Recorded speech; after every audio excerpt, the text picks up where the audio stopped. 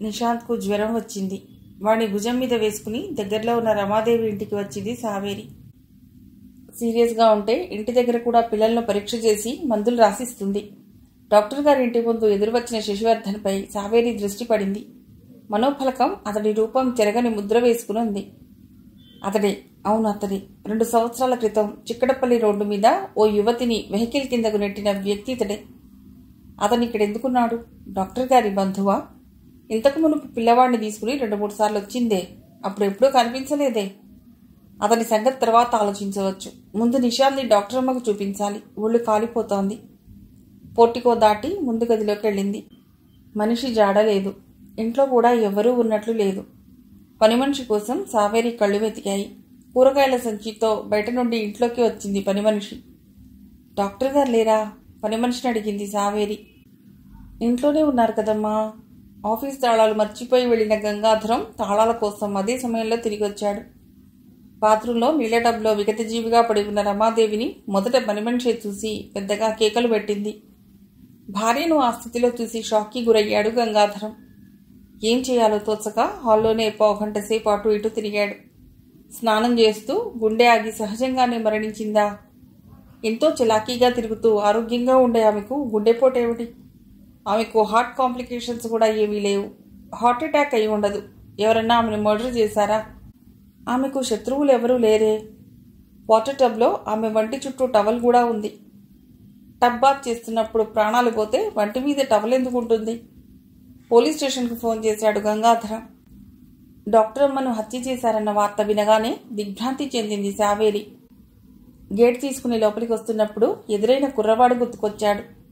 అతడే చేసి ఉంటాడు ఈ హత్య. పోలీసులకు చెప్పాలి ఈ విషయం. ముందు బాబును మరో ఆసుపత్రికి తీసుకువెళ్లి చూపించాలి.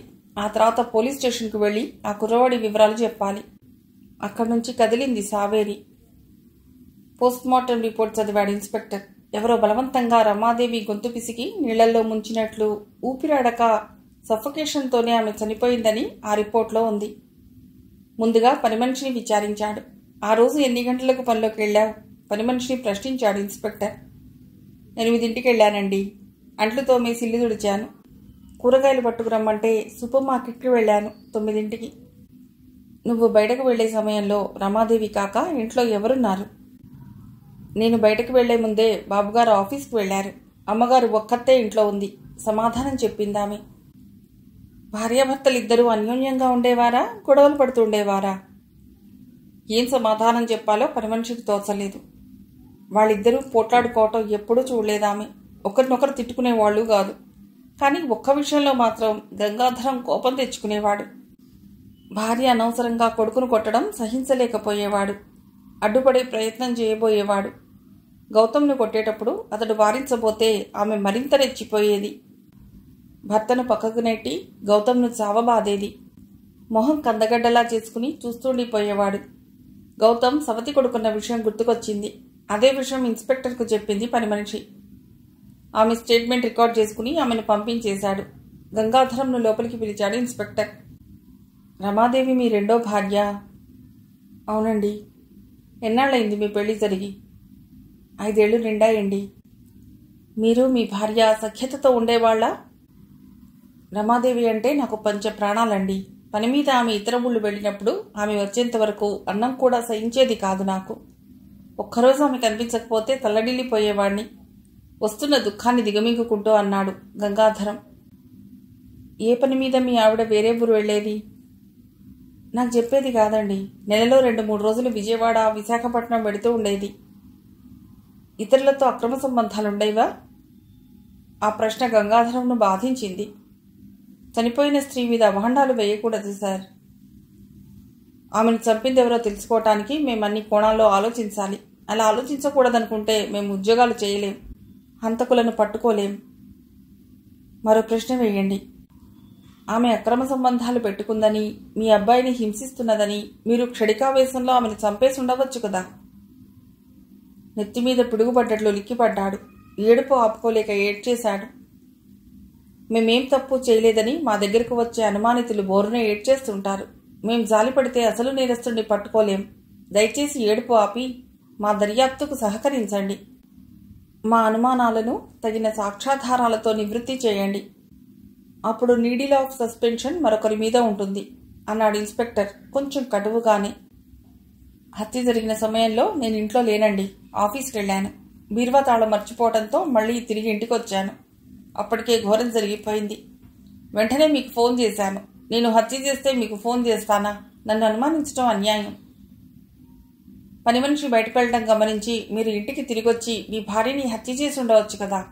గంగాధరం ముఖ కవళికలు గమనిస్తూ అడిగాడు ఇన్స్పెక్టర్. గుండెల్లో రాయి పడ్డట్లయింది. ఈ హత్య నేను చేయలేదండి అన్నాడు గాబరాగా.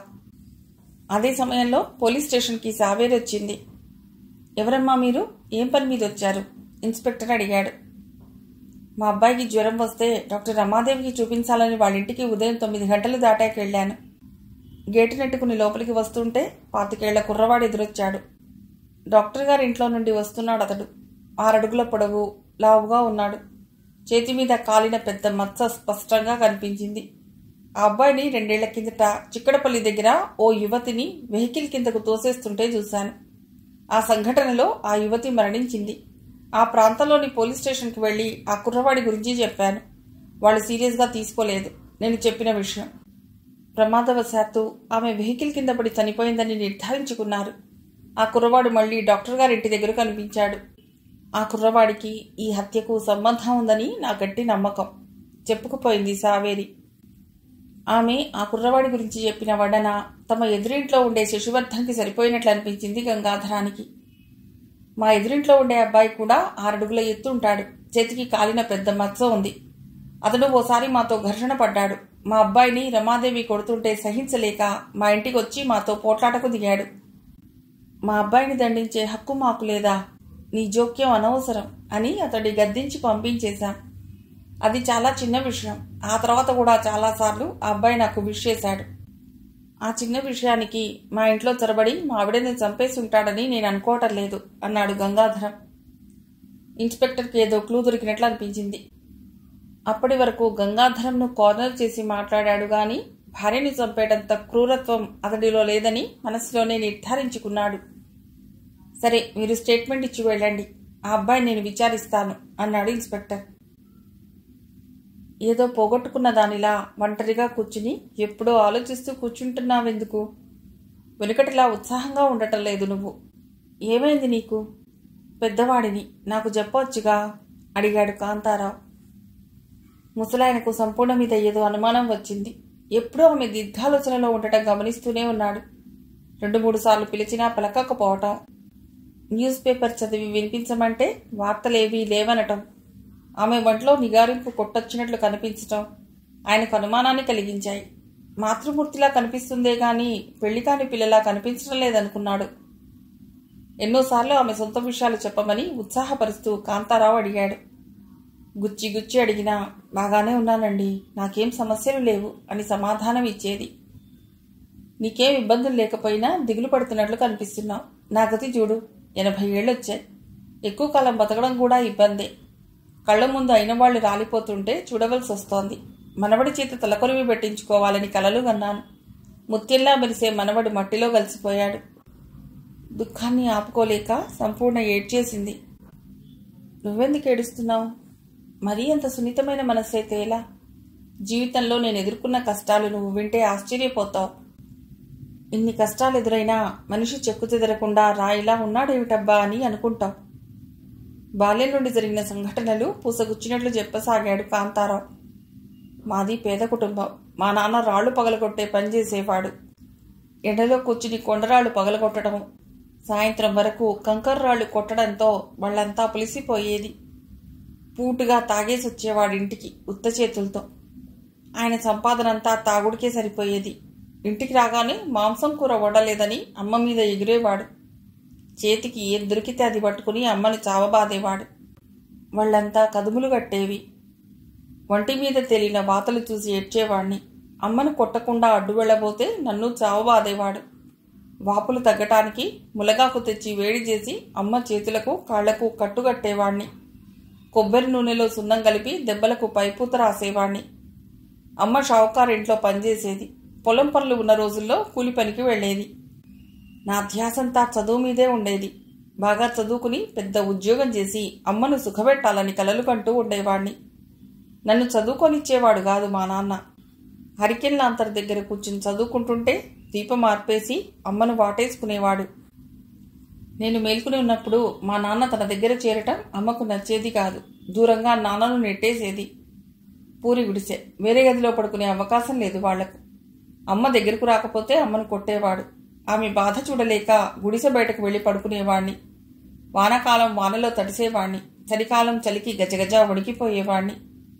మా నాన్న నిద్రపోయాక అర్ధరాత్రి పూట అమ్మ నన్ను గుడిసెలోకి తీసుకొచ్చేది. ఏ తెల్లవారుజామునో నాన్నకు మెళకువ వచ్చి అమ్మకు తనకు మధ్య పడుకున్న నన్ను గమనించి కాలితో తన్నుదన్నేవాడు.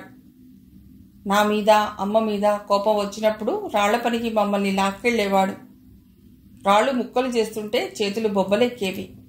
బడికి వెళ్లకుండా పనికి వెళ్లటం ఇష్టం ఉండేది కాదు. రానని ఏడ్చేవాణ్ణి. వాడొద్దులే, తను వస్తానని మొత్తుకునేది. నాన్నను విదిలించుకుని నేను దూరంగా ఏటి ఒడ్డుకు పరిగెత్తితే ఆ రోజు అమ్మని రోడ్డు మీద నిలబెట్టి తన్ని చీర విప్పదీసే ప్రయత్నం చేసేవాడు తాగిన మైకంలో. ఆ విషయం తెలుసుకుని నాన్న పిలిచిన రోజు రాళ్ల పనికి వెళ్లేవాణ్ణి. అమ్మకు నాకు ఇచ్చిన కూలి డబ్బులు కూడా లాక్కునేవాడు. ఓ రోజు బాగా తాగి అమ్మను గొడ్డును బాదినట్లు బాదుతున్నాడు. స్కూల్ ఫైనల్ పరీక్షలు జరుగుతున్నాయి. చదువులో మునిగిపోయిన నాకు నాన్న అరుపులు చికాకును తెప్పించాయి. అన్నం తినేసి పడుకో, పరీక్షలు జరుగుతున్నాయి అన్నాను నాన్నతో. నువ్వెవడివిరా నాకు చెప్పడానికి? వేలెడు లేవు, నువ్వు కూడా ఆర్డర్లు వేస్తున్నావా? అసహనంగా నా మీదకు దూసుకొచ్చాడు. నాకు కోపం వచ్చింది. గుడిసెలో ఓ మూల పెట్టిన రోకలి బండ తీసుకుని నాన్న తల మీద బాదాను. కుప్పలా గూలిపోయాడు పెద్దగా మూలుగుతూ. తలలో నుండి రక్తం కారుతూ ఉంది. అమ్మ తడిగుడ్డ తెచ్చి తలకు కట్టుగట్టింది. మరికొంతసేపటికి మాట పలుకు లేకుండా పడుకునుండిపోయాడు. నిద్రపోతున్నాడని అనుకున్నా. ఉదయం చూస్తే కట్టెలా బిగుసుకుపోయాడు. ఒళ్ళు చల్లగా తగిలింది. మీ నాన్న చనిపోయాడురా బాబు. అమ్మ ఏడవటం మొదలెట్టింది. నాలో కంగారు మొదలైంది. తాగి ఒళ్ళు తెలియక రోలు మీద పడ్డాడు. తల పగిలింది. ఆసుపత్రికి తీసుకువెడదాం అనుకుంటూ ఉన్నా. బాగా రక్తం తలలోంచి కారిపోయి చనిపోయాడు. అమ్మ వచ్చిన వాళ్లకు చెప్పుకు వచ్చింది. ఊళ్ళో వాళ్ళకి నాన్న మీద సదభిప్రాయం లేదు. చస్తే చచ్చాళ్లే, మీకు వాడి పీడ వదిలింది, తలకొలివికి ఏర్పాట్లు చేద్దాం అన్నారు ఊళ్ళో పెద్ద మనుషులు. ఆ రోజు స్కూల్కి వెళ్లి పరీక్ష రాసొచ్చాను. స్కూల్ ఫైనల్ పరీక్షల్లో పాస్ అయ్యాను. పై చదువులు స్తోమత లేదని ఉద్యోగ ప్రయత్నాలలో గుంటూరు చేరుకున్నాను. బస్టాండ్ దగ్గర నా వయస్సే ఉన్న ప్రసాద్ పరిచయం అయ్యాడు. వాళ్లది చిలకలూరిపేట దగ్గర ఓ గ్రామం. ప్రసాద్ గుంటూరు ఏసీ కాలేజ్లో BA చదువుతూ ఉన్నాడు. అతనుండే హాస్టల్కి తీసుకెళ్లాడు. తనతో పాటే హాస్టల్లో ఉండి చదువుకోమని సలహా ఇచ్చాడు. చదువుకు హాస్టల్కు అయ్యే ఖర్చు తనే భరిస్తానన్నాడు. ప్రసాద్ది సంపన్న కుటుంబం, ఒక్కడే కొడుకు, 4-5 తరాలకు సరిపడే ఆస్తి ఉంది. అతని మాట కాదనలేకపోయాను. నాకు కూడా బాగా చదువుకుని పెద్ద ఉద్యోగస్తుడినై అమ్మను అపురూపంగా చూసుకోవాలని గట్టి కోరిక ఉండేది. ప్రవాహంలో కొట్టుకుపోయే పరిస్థితి నాది. ఏ గడ్డిపరక ఆధారం దొరికినా వదిలిపెట్టకూడదనే మనస్తత్వం. నీటి ప్రవాహంలో నుండి ఒడ్డున పడాలి, అదే నా ధ్యేయం. ఎందుకనో చదువు మీద ధ్యాస తగ్గింది. నా స్నేహితుడు ఎప్పుడూ అమ్మాయిల కబుర్లు చెప్తూ ఉండేవాడు. 5-6 అమ్మాయిలతో స్నేహం ఉందతడికి. ఓ అమ్మాయినైతే హోటల్లో రూమ్ తీసుకుని ఓ రాత్రంతా ఆ అమ్మాయితో గడిపేవాడు. ఆడపిల్లలతో అతడు సినిమాలకు షికార్లకు తిరుగుతుండడం చూసి నాకు కూడా ఆడవాళ్లతో సంబంధాలు పెట్టుకుని నేను నీకు తీసిపోన్రా అని నా స్నేహితుడికి చెప్పాలనిపించేది. ఆ ప్రయత్నాల్లో పడ్డాను. సాయంత్రం పూట బస్టాండ్, సినిమా హాళ్ల దగ్గర కాపు కాసేవాణ్ణి. ఒంటరిగా అమ్మాయి కనిపిస్తుందేమో వల్లో వేసుకుందామని ప్రయత్నాలు చేశాను. అవన్నీ బెడిసిగొట్టి చెంపదెబ్బలు తినే పరిస్థితి ఎదురయ్యింది. అయినా పట్టుబదలని విక్రమార్కుడిలా రోడ్లపై తిరుగుతూ అమ్మాయిలను చూసి చొంగ కార్చుకుంటూ ఉండేవాణ్ణి. అదృష్టమో దురదృష్టమో బస్టాండ్ దగ్గర 40 ఏళ్ల స్త్రీతో పరిచయం ఏర్పడింది. మాటా మంతి కలిసింది. గుంటూరులో ఆమెకు బంధువులున్నారట. కొడుకు కూడా హాస్టల్లో ఉండి చదువుకుంటున్నారట. ఆమెను లాడ్జీకి తీసుకువెళ్లే తెగింపు వచ్చింది. హోటల్ ఖర్చులు ఆమె పెట్టుకుంది. ఆ రాత్రంతా హాయిగా ఆమెతో గడిపాను. నాకు కర్చీఫ్ ఇచ్చింది. తెల్లటి హ్యాండ్ కర్చీఫ్ పై మల్లిక ఆకుపచ్చ దారంతో అక్షరాలు కనిపించాయి. మరుసటి రోజు ఉదయం నన్ను బట్టల షాప్కి తీసుకెళ్ళింది. 4-5 జతల బట్టలు సెలెక్ట్ చేసింది. ఎక్కడుంటున్నావు? యథాలాపనగా అడిగింది. హాస్టల్లో మా ఫ్రెండ్ ప్రసాద్తో. అతడు ఏసీ కాలేజ్లో BA చదువుతున్నాడు. చిలకలూరుపేట దగ్గర ఏదో గ్రామం వాళ్ళది. చాలా మంచి కుర్రవాడు. నేనంటే ప్రాణమిస్తాడు. ఆమెకు నా మిత్రుడి గురించి చెప్పేశాను. బట్టల షాప్ ఓనర్తో ఏదో మాట్లాడి పక్కకు తిరిగి చూసేసరికి ఆమె కనిపించలేదు. చాలాసేపు ఆమె కోసం ఎదురు చూసి విసుగుపుట్టి హాస్టల్కి వచ్చేశాను. నా అనుభవం ప్రసాద్కు చెప్పాను. నేను చెప్పేది నమ్మనట్లు నా వైపు చూశాడు. ఆమెది ఏ ఊరో చెప్పాను. ఆమె ఇచ్చిన చేతి రుమాలు జేబులో నుండి తీసి అతడికి చూపించాను. ఆ తెల్ల రుమాలుపై ముత్యాల్లా ఆకుపచ్చ దారంతో కుట్టిన అక్షరాలు చూసి ప్రసాద్ షాక్కి గురయ్యాడు. ఆ దిగ్భ్రాంతి నుండి కోపం ఉబికొచ్చింది. నా చొక్కా కాలరు పట్టుకుని చెంపలు వాయించాడు. కాలుతో తన్నాడు. అతడు నన్నెందుకు కొడుతున్నాడో అర్థం కాలేదు. ఎందుకు కొడుతున్నావురా అతడిని అడిగాను. ఆ మల్లిక మా అమ్మరా. నేను పెట్టే తిండి తింటూ నా డబ్బుతో చదువుకుంటూ నాకే ద్రోహం తలబెట్టావు అన్నాడతడు నన్ను కొడుతూనే. తెలియక చేసిన తప్పు అది. ప్రసాద్కు చాలామంది స్నేహితులున్నారు. నాకు మాత్రం అతడొక్కడే ప్రాణ స్నేహితుడు. తెలియక చేసిన ప్రాణ స్నేహితుడి గుండె మీద కనపడని దెబ్బ కొట్టాను. అతడికి మళ్ళీ నా మొహం చూపించాలనిపించలేదు. విజయవాడ వెళ్ళాను. గుంటూరుకు దగ్గరే. ప్రసాద్ ఎప్పుడైనా తటస్థపడొచ్చు. దూరంగా వెళ్ళిపోవాలి. హైదరాబాద్ వచ్చాను. జేబులో డబ్బులు లేవు. రైలు టికెట్ కూడా కొనలేదు. రైల్లో నుండి దించేస్తారనో జైల్లో పెడతారనో భయం లేదు. బట్టల షాప్ ముందు 5-6 గంటలు నిలబడ్డాను వచ్చి పోయే వాళ్ళని చూస్తూ. షాప్ యజమాని నన్ను గమనిస్తూనే ఉన్నాడు. నీ వాలకం చూస్తుంటే అలిగి ఇంట్లో నుండి వచ్చేసినట్లుందే. లోపలికొచ్చి కూర్చో. తటపటాయిస్తూ నిలబడ్డ నన్ను లోపలికి తీసుకువెళ్ళాడు. ఆయన తెచ్చుకున్న టిఫిన్ బాక్స్లోని పులిహార పెరుగన్నం నాకు పెట్టాడు. అమృతం పెట్టి నన్ను బతికించాడనుకున్నాను. ఆయన పేరు అమృతరావు. నిజంగా అమృతం అందరికీ పంచేవాడే. మంచి మనసున్న వ్యక్తి. నేను ఉండటానికి అతడింట్లోనే ఓ గది ఇచ్చాడు. ఆయన ఇంట్లోనే భోజనం. బట్టల షాప్లోనే నన్ను ఓ గుమస్తాగా పెట్టుకున్నాడు. షాప్లో ఆయన అప్పుడప్పుడు ఉండేవారు కాదు. ఆయన షాప్లో లేనప్పుడు ₹1 కూడా ఆయనకు తెలియకుండా ఖర్చు పెట్టేవాడిని కాదు. షాప్లో నేను అడుగు పెట్టాక వ్యాపారం కూడా పెరిగింది. వ్యాపారంలోని మెళకువలు తెలుసుకున్నాను. బొంబాయి వెళ్ళి నేనే బట్టలు కొనుక్కొచ్చేవాణ్ణి. వ్యాపారం పట్ల నాకు ఉన్న శ్రద్ధ, నా నిజాయితీ ఆయనకు నచ్చాయి. మా అమ్మకు డబ్బు పంపమని ఆయనే చెప్తూ ఉండేవాడు. అంత మంచి మనిషికి పెద్ద కష్టం ఎదురయ్యింది. ఆయన కొడుకు లండన్లో ఉద్యోగం చేస్తూ ఉండేవాడు. ఓసారి ఆ అబ్బాయిని చూడటానికి అమృతరావు భార్య వెళ్ళింది. అక్కడ జరిగిన కారు ప్రమాదంలో అమృతరావు భార్య, కొడుకు, కోడలు, 2 ఏళ్ల మనవడు చనిపోయారు. కుటుంబ సభ్యులంతా చనిపోవటంతో జీవితం మీద విరక్తి పుట్టింది ఆయనకు. బట్టల షాపు, ఇల్లు నాకు అప్పగించి కాశీ వెళ్ళిపోయాడు. అప్పుడప్పుడు ఆయన దగ్గర నుండి ఉత్తరాలు వచ్చేవి. ఆయన ఇచ్చిన అడ్రస్కు క్రమం తప్పకుండా డబ్బు పంపేవాణ్ణి. పెళ్ళయ్యాక మా ఆవిడని తీసుకుని వారణాసి వెళ్ళాను. ఆయన ఆశీస్సులు తీసుకున్నాను. అమృతరావు గారి భార్య పేరే నా కూతురుకు పెట్టుకున్నాను. ఆయన చివరి క్షణాల్లో ఉన్నట్లు కబురు వచ్చింది. అప్పుడే మా అమ్మ చనిపోయినట్లు టెలిగ్రామ్ వచ్చింది. మా ఊరు వెళ్ళవలసి వచ్చింది. అమృతరావు గారు చనిపోయారని ఆ తర్వాత తెలిసి చాలా బాధపడ్డాను. చివరి క్షణాల్లో ఆయన పక్కన ఉండే అవకాశం దక్కలేదు. ఆయనకు సంబంధించిన వస్తువులు నాకు పార్సిల్ చేసి పంపించారు. అందులో ఇల్లు, బట్టల షాపు, ఏనాడో నా పేరు మీద రిజిస్టర్ చేసిన డాక్యుమెంట్స్ కూడా ఉన్నాయి. ఆ విషయం అప్పటి వరకు నాకు తెలియదు. విషాదం అంచులో సంతోషం కూడా ఉంటుందని అప్పుడే తెలిసింది. మా నాన్న మమ్మల్ని చాలా ఇబ్బంది పెట్టాడు. ఆయన మరణంతో అమ్మ జీవితంలో ప్రశాంతత వచ్చింది.